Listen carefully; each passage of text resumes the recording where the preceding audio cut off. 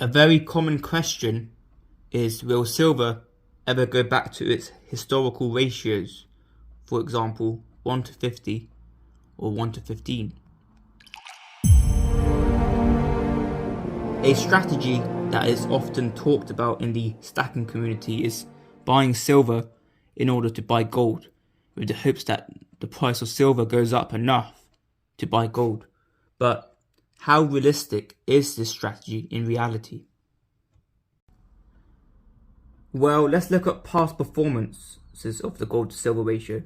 If you bought silver anywhere between March of 2020 and July of 2020, your buying ratio would range around 100 to 120. This means that if you bought 120 ounces of silver, which at the time was equivalent to 1 ounce of gold, then just a few months later, in February of 2021, you would be able to buy 2 ounces of gold with that 120 ounces of silver. And this is because the gold to silver ratio in February of 2021 hit 65. So you could buy double the amount of gold with the same amount of silver just a few months later. But in reality, you wouldn't be able to buy 2 ounces of gold with 120 ounces of silver, because you would need 2 times 65, which is 130 ounces.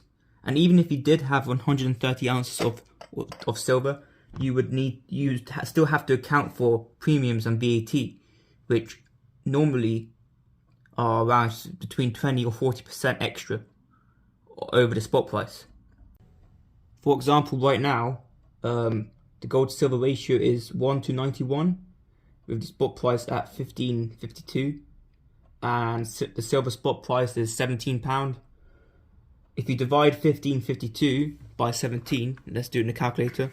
So 15.52 divided by 17, you get 91. So that is the spot price at the moment. If you account for the spot price of gold and silver, that's the ratio, 91. But we all know that most of the time when you buy silver, you will have to pay more than £17 for that silver, because some dealers are selling silver at £28, whilst the spot price is £17. Now, if you do some calculations on that, if you do 28 divided by 17, you can see that that's 64% over spot price. So the dealers are charging a 64% premium, but that premium does include VAT. So, and if you calculate the true gold to silver ratio by dividing 15.52 by 28, so if we do 15.52 divided by 28 instead of 17, you get a different ratio of 55. So that's the gold to silver ratio if you account for silver premiums and VAT. It's actually 55, not 91. And this ratio is more realistic because it accounts for premiums and VAT. If you are thinking of your strategy to buy silver to get gold, then this is the ratio you should keep in mind. Because even better is calculating the ratio that accounts for not only the silver premiums, but also the gold premiums. On dealer websites, right now you can buy 1 ounce of gold for 16.17. So that's not much over the spot price, probably like less than 5%, probably 4 or 3% premium. So if we divide the actual price of gold, if you're going to actually buy it, because gold also has a premium too, even though the spot price is 15.52, you have to pay 16.17 to buy an ounce of gold. So if we divide that by 28, which is the price you can buy silver at, not the spot price, what's the ratio? The ratio is 57.